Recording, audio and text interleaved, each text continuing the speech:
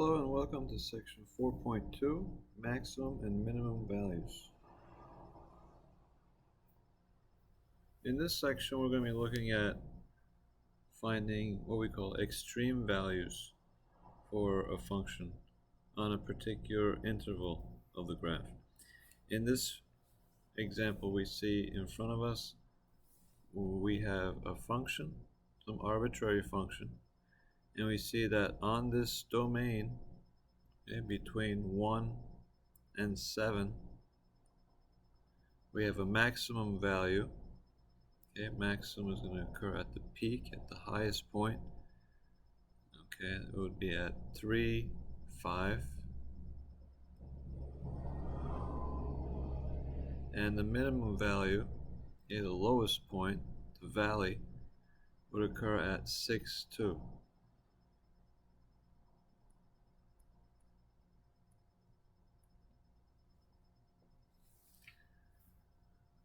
So we would call it the absolute maximum if there's no other point higher than that point on the domain. And we call it the absolute minimum if there's no other point that's lower than that point.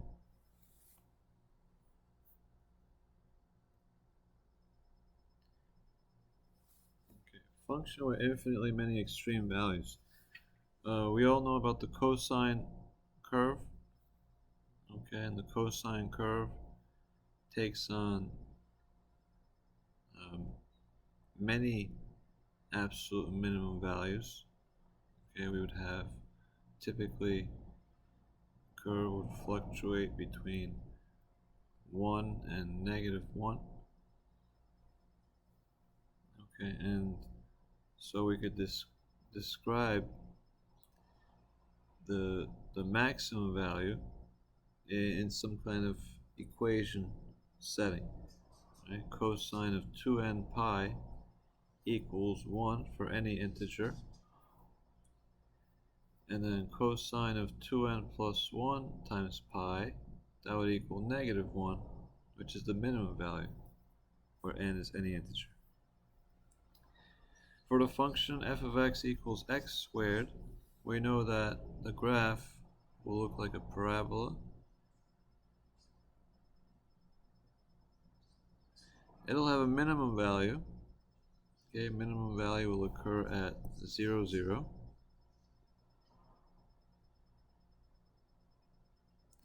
However, there is no maximum value for this function if we're talking about the entire domain, because this is a function that's going to keep increasing on both ends, so it'll have no maximum value. That function will keep going up and up and up. And a function with no maximum or minimum, for example x cubed, it goes infinitely downwards as x goes to -infinity, and it goes infinitely upwards as x goes towards positive infinity. So therefore this function has no extreme values. No absolute max or minimum, no local max or minimum.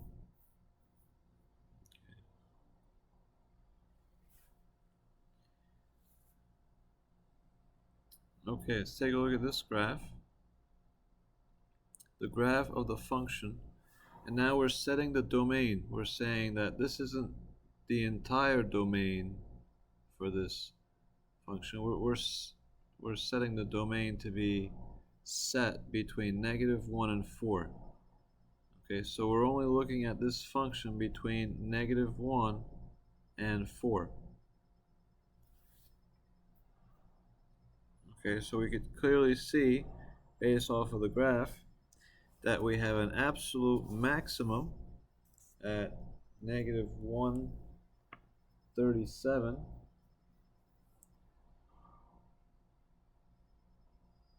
So that would be an absolute maximum. That's the highest point. And then we have an absolute minimum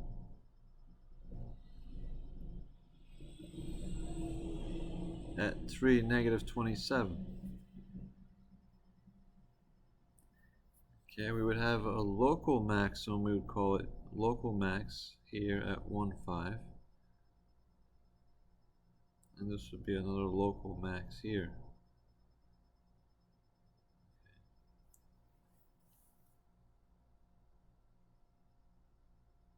Okay.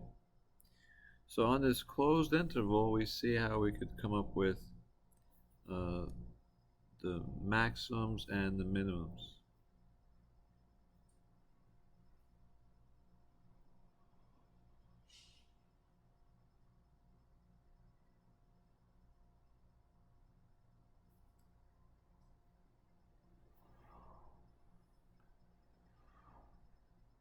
Okay, the extreme value theorem. If f is continuous on a closed interval, then f attains an absolute maximum value, f of c, and an absolute minimum value, f of d, at some numbers c and d in the interval. Okay, so looking at our diagrams here, in this graph we have the absolute maximum here and the absolute minimum occurring there. A similar thing here, we have absolute maximum at CF of C, and absolute minimum is at one of the endpoints.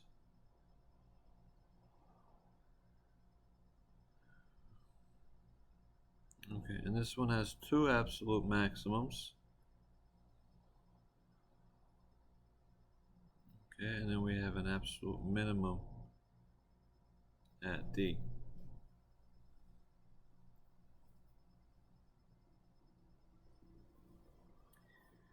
Now let's take a look at these two graphs towards the bottom.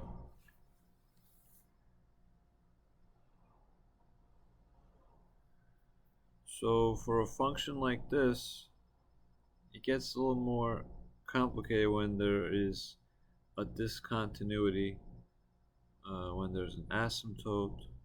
Okay, for example, this function has a minimum, right? Has an absolute minimum.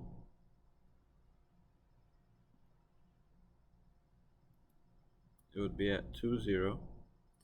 But if we're looking for a maximum, well, this is kind of like a max, but then we have points going higher.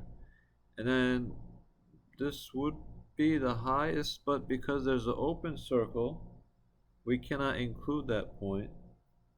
So this one actually has no max value.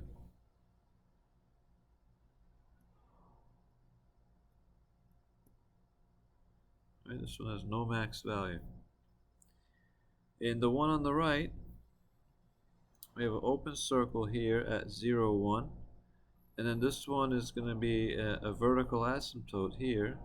So this one is going to keep going. So this one does not have a minimum. And because of the asymptote, it doesn't have a maximum either. So no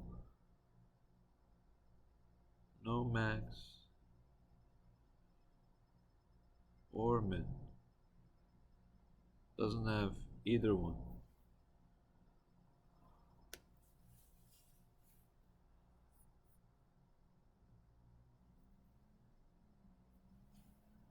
Okay, Fermat's theorem.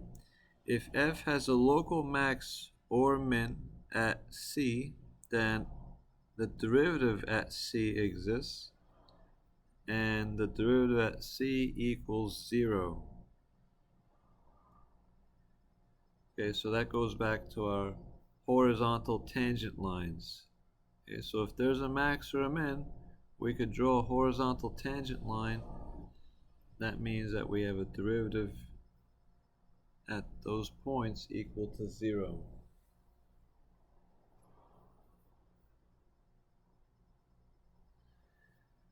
Okay, when the derivative is equal to 0, the function doesn't necessarily have a max or min at c. The converse of Fermat's theorem is false in general. Okay, so for example, for y equals x cubed at 0,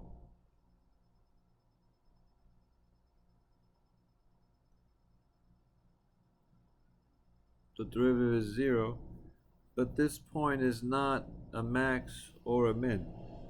Okay, it just happens to have a slope of 0 at that point.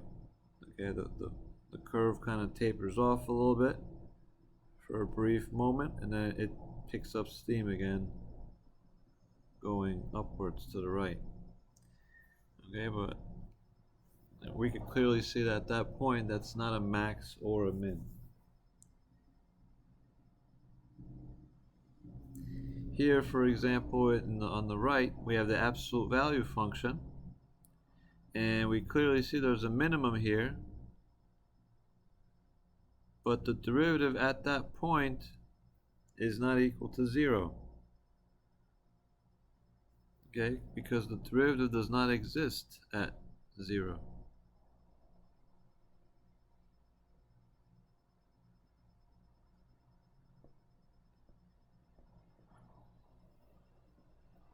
Okay, remember the limits do not agree here.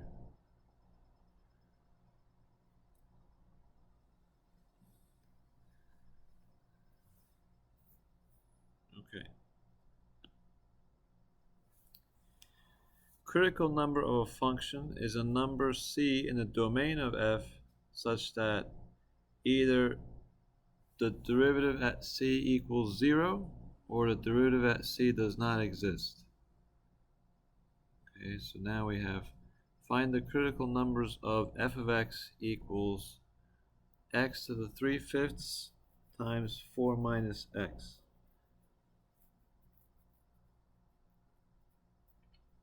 Okay, so to find the critical numbers, we need to first find the derivative. So let's find the derivative then.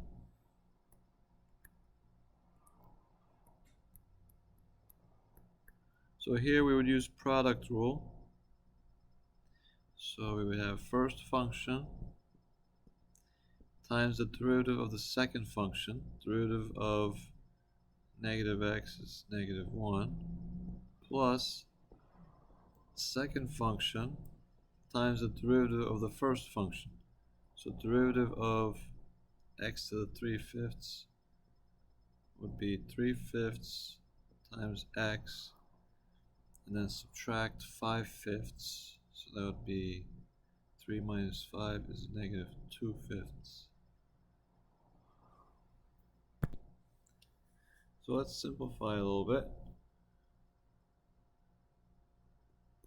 So we have f prime of x equals -x to the 3/5 plus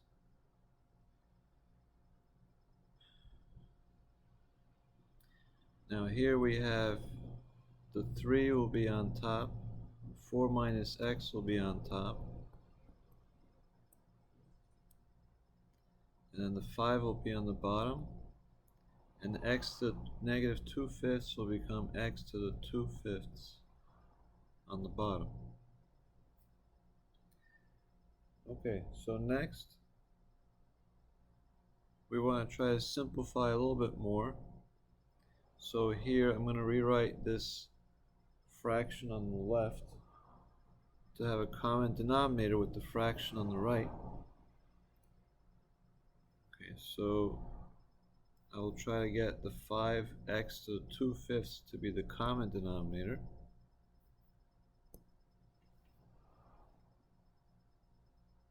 So we will have -x to the 3/5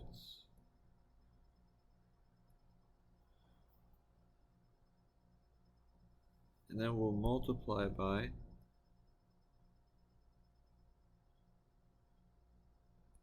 5x to the 2/5 top and bottom.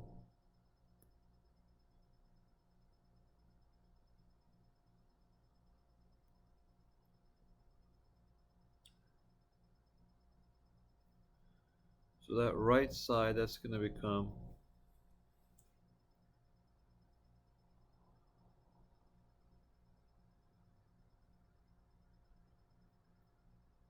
-5 and then x to the 3/5 times x to the 2/5 will be x to the 5/5, which is just x over 5x to the 2/5. You might as well put it on top of one denominator. Distribute the 3 here to this parentheses, so we have plus 12 minus 3x. And so we have negative 5x minus 3x, so that means we'll have 12 minus 8x over 5x to the 2/5.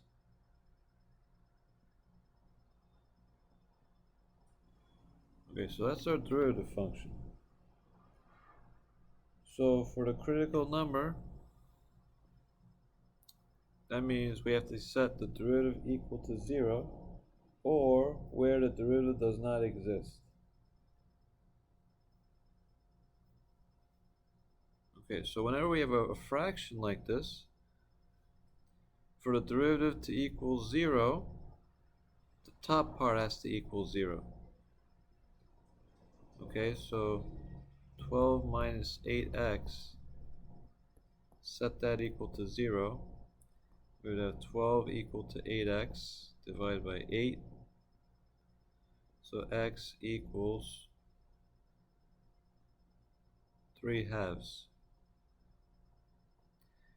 Okay, so that's one of our critical numbers. And then where this derivative does not exist is when the denominator is equal to 0, because that's when we have an undefined and we cannot have a derivative when we have an undefined. So set the denominator equal to 0. So when does that equal 0? Well, when x is equal to 0. Right? That's the only time that denominator will equal 0.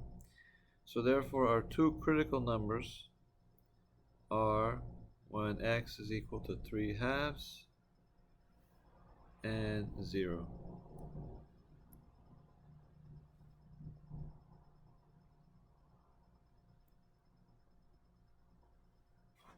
Okay, if you look at the graph, you'll see that at 0, okay, it looks like the slope of this is vertical. Okay, and at 3/2, 3/2 is 1.5. At 1.5 we have a horizontal slope of 0. We have a maximum.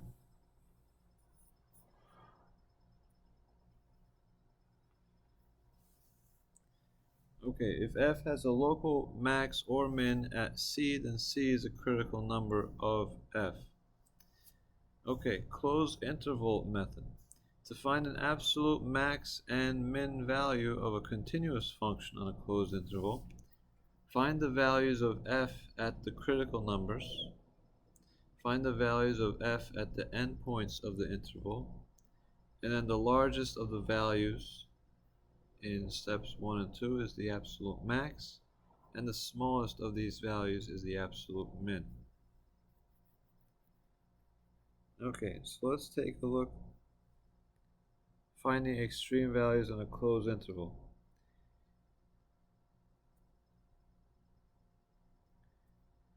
Okay, so let's figure out the exact maximum and minimum values of this function. Okay, x minus 2 times sine of x. Okay, so let's find the critical numbers. So let's take the derivative. So derivative of x is 1 minus derivative of 2 sine x would be 2 cosine x. Okay, and now we set it equal to 0. Okay, so that means we have, if we add the cosine x to the other side, we have 1 equals 2 cosine x divided by 2. So cosine x equals 1/2. Now our interval is between 0 and 2 pi.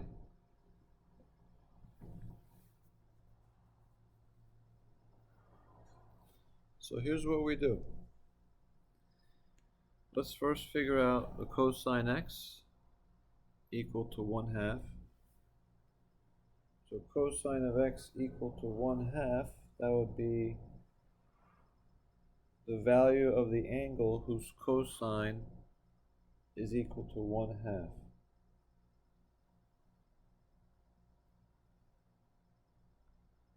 Okay, so what would that be? Pi over 3, right? So x would be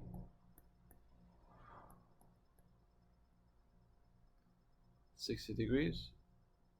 And then there will be one more time,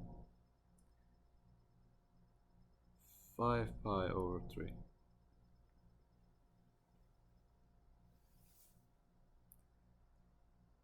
Okay, so now here's what we do.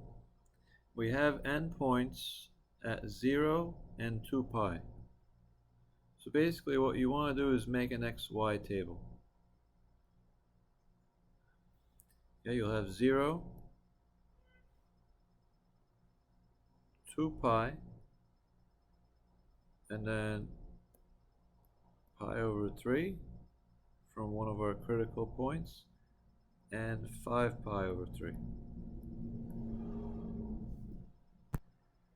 So now what we do with these x values is we plug into our original function. Right, we want to plug into here. And then whichever one of these is the highest, that becomes our maximum. Whichever one is the lowest becomes our minimum.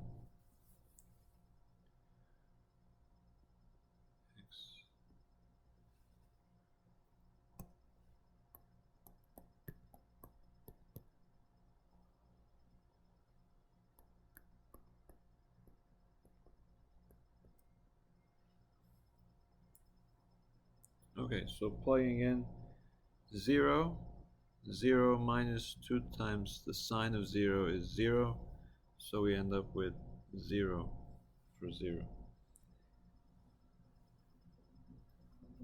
If we plug in 2 pi, we get 2 pi minus 2 times the sine of 2 pi. Now sine of 2 pi is 0, so we end up with 2 pi minus 0, so we get 2 pi.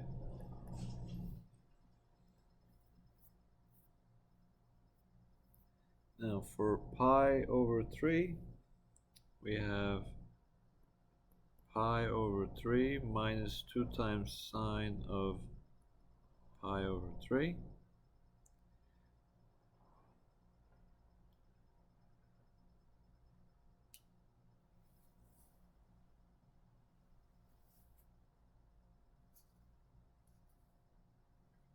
So now figure out what's the sine of pi over 3.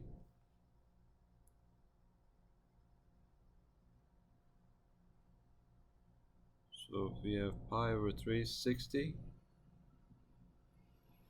That means we have 1, 2, and square root 3.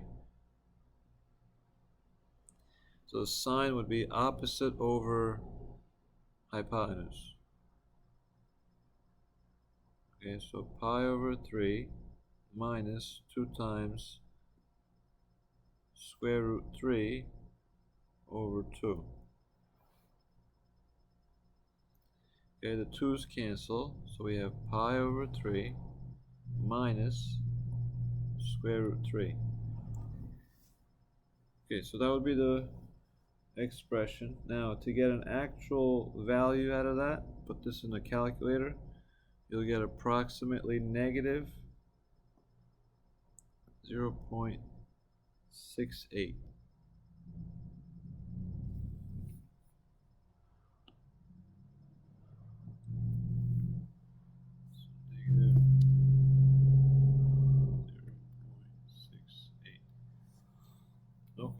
5 pi over 3, let's plug that in. So we have 5 pi over 3 minus 2 times sine of 5 pi over 3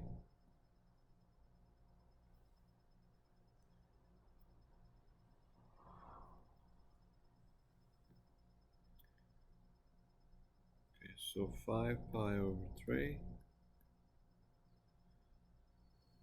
Now the sine of 5 pi over 3, that would be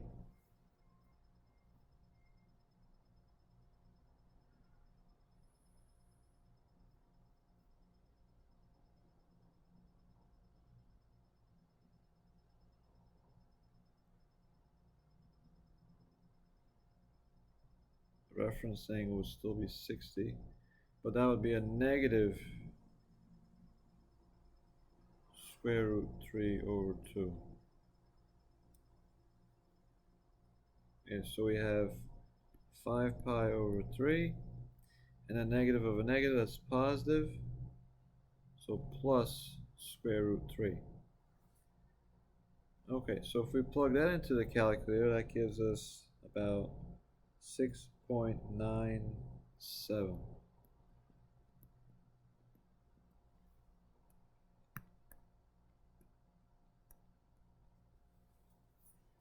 Okay, so now looking at our table, you identify the minimum, the smallest. Okay, so out of all these numbers, the negative one, that's going to be your smallest. So the minimum is going to occur at pi over 3 comma negative 0.68. So this is our absolute minimum on this interval. And then the highest, we had 6.97. Now 2 pi, 2 times 3.14, this is about 6.28.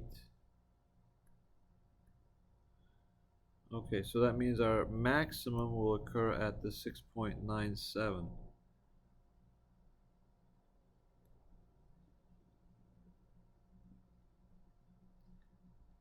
And so that's how we would figure out a problem like this.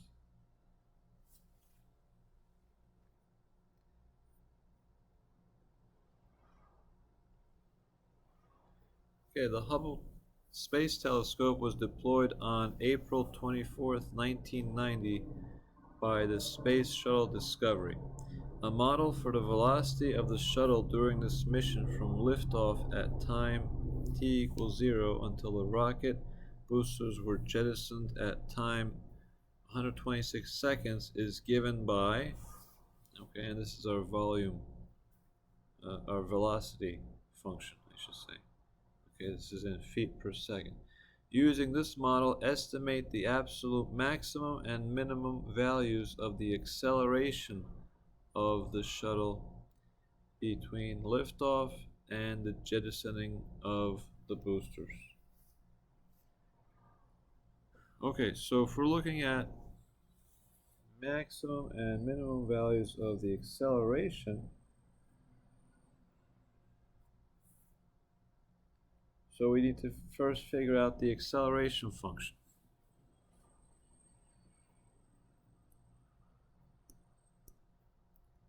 So to get the acceleration function, we'll take the derivative of our velocity function. Okay, so here we have the power of 3, so 3 times the coefficient will give us 0.003906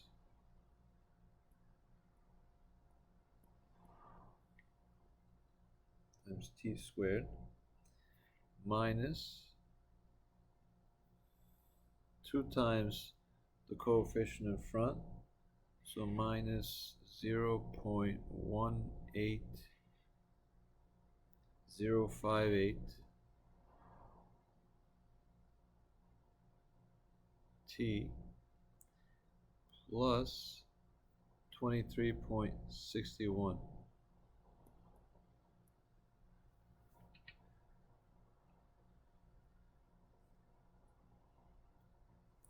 Okay, so now we're going to use the closed interval method, okay, that we used in the previous problem.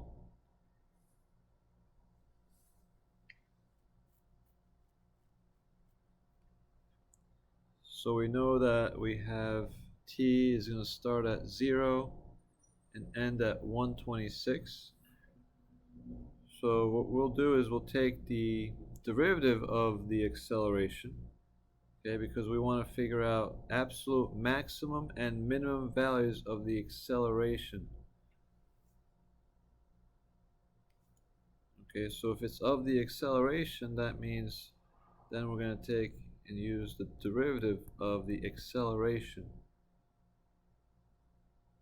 Okay, so that'll give us 0, 2 times this quantity, that would be 0.007812 t minus 0.18058.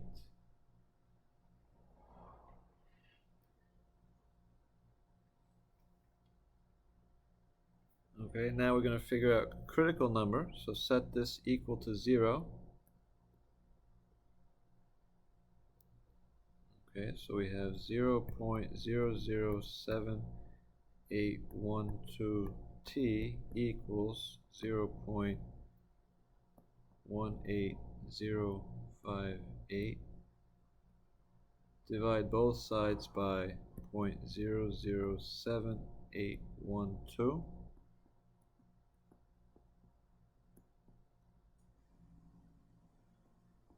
So we get a critical value of about 23.12.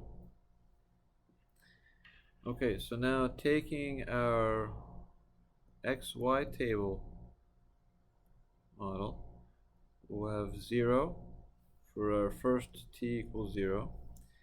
We'll have 23.12. That's the critical number. And then the other endpoint of 126. Okay, so now plug each of these values into your acceleration. Okay, so take each of these and we're plugging it into here. Okay, so if we plug in 0, we get 23.61. If we plug in 23.12, we'll get about 21.52. And if we plug in 126, we'll get about 62.87. So now, judging by these numbers, our maximum value is going to occur over here at 126, 62.87, and our minimum value will occur at 23.12, 21.52.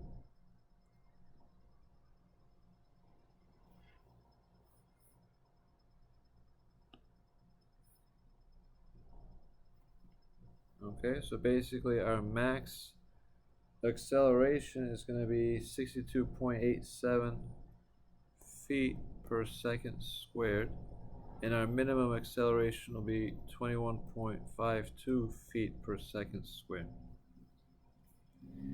Okay, that's it for the lesson. Any questions, just email me, okay, or bring it up during the lecture. Have a good day. Have a good night. See you soon.